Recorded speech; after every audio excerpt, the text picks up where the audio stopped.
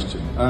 Okay, so comparison between season 2 and season 1. In season 1, for the most part, Corlys is on the front foot. That is to say, he is there saying, I want this, we're going to do this, and this is what is going to happen. He doesn't really pay much attention, doesn't listen.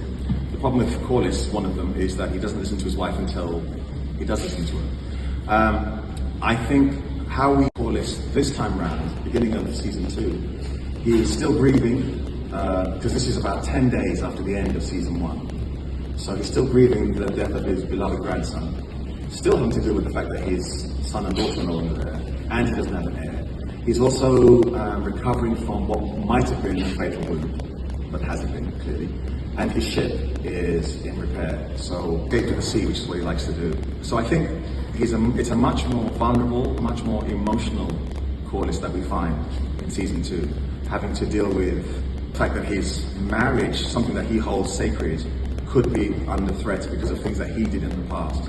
So he's having to grow up a bit more emotionally. Have you come across things about your character that you find particularly interesting or surprising? Yeah, one of the theories that someone presented to me just 2 or 3 days ago was that they felt that Corlys was the father of...